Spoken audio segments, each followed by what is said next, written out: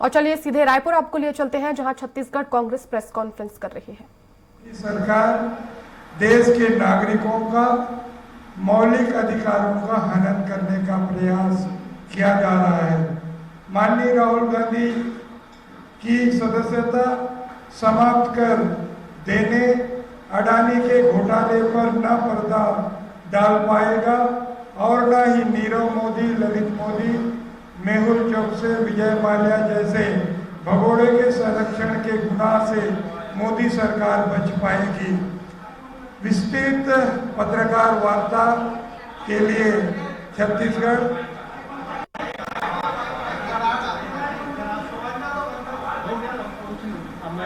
छत्तीसगढ़ प्रभारी आदरणीय कुमारी शैलजा मैम जी विस्तार से पत्रकार वार्ता को संबोधित करेगी। मैं ससम्मान आदरणीय शैलजा मैम जी को मैं आमंत्रित करता हूँ। धन्यवाद मालकाम जी। यहाँ पर उपस्थित हमारी कांग्रेस पार्टी के सभी सम्मानित साथीगण, सिंहदेव जी, प्रिंसा जी, डॉक्टर भेरिया जी, शुक्ला जी, सत्यनारायण शर्मा जी, रवि जी, रविंद्र जी और हमारे सभी बाकी के साथीगण, मीडिया के हमारे साथी, आज हमने आपको यहाँ पर बुलाया है देश भर में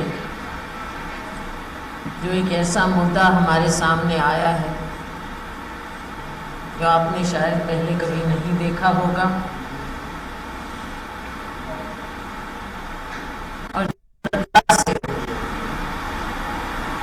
हमारे नेता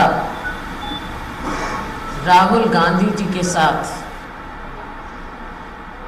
ये पिछले दिनों चाहे वो अदालत का, लोअर कोर्ट का फैसला आया हो, कन्विक्शन, उसका घटनाक्रम और उसके बाद का घटनाक्रम, ये जो कुछ भी हुआ है, जो कुछ भी हो रहा है,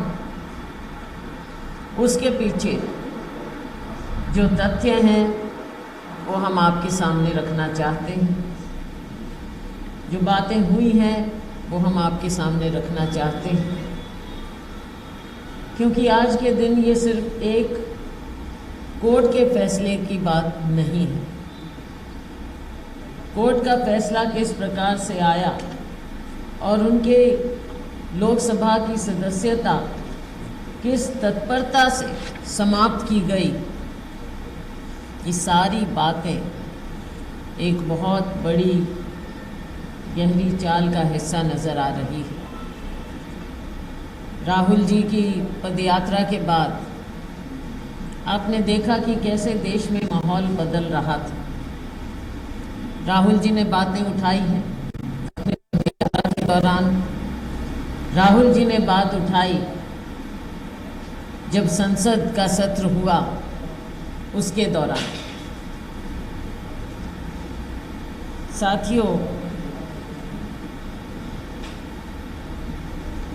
हम ये सारा ब्यौरा आपके सामने अभी आपको प्रेस नोट मिल जाएगा। राहुल गांधी के ऊपर ये सारी कार्रवाई क्यों की गई, इसका एकमात्र कारण है कि राहुल जी ने देश के प्रधानमंत्री जी की शायद किसी दुखती रग पर हाथ रख दिया।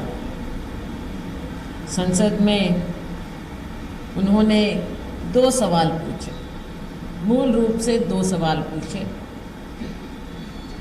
क्या अडानी की शेयर कंपनियों में 20,000 करोड़ यानी कि $2 बिलियन हैं? अडानी इस पैसे को खुद कमा नहीं सकते थे क्योंकि वो इंफ्रास्ट्रक्चर बिजनेस में। ये पैसा कहाँ से आया? ये किसका काला धन है और ये किसकी शेल कंपनियां हैं? ये कंपनियां डिफेंस फील्ड में काम कर रही है, ये कोई क्यों नहीं जानता? ये किसका पैसा? इसमें एक चीनी नागरिक शामिल है। ये सवाल कोई क्यों नहीं पूछ रहा है? राहुल जी ने ये पूछा, और राहुल जी ये सारी जो बातें हैं जो सार्वजनिक रूप से सबको उपलब्ध हैं, वहां से निकाल कर ये सवाल पूछा।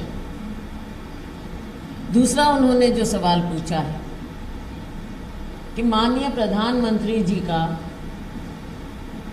अडानी से रिश्ता क्या है? उनके विमान की तस्वीरें आप सब ने देखी। उनका रिश्ता आज से नहीं, पहले से कितना गहरा रिश्ता है ये सब जानते हैं और सबने देखा है। उन्होंने रक्षा उद्योग के बारे में, हवाई अड्डों के बारे में, श्रीलंका में दिए गए बयानों के बारे में, बांग्लादेश में दिए गए बयानों के बारे में, ऑस्ट्रेलिया में भारत के स्टेट बैंक के चेयरमैन के साथ बैठे श्री नरेंद्र मोदी और श्री अडानी जी की तस्वीरें दिखाई, और स्टेट बैंक ने कथित तौर पर $1 बिलियन का ऋण स्वीकृत किया, इसके बारे में भी दस्तावेज राहुल जी ने दिखाए। अब मोदी जी ने एक भी सवाल का जवाब देना मुनासिब नहीं समझा।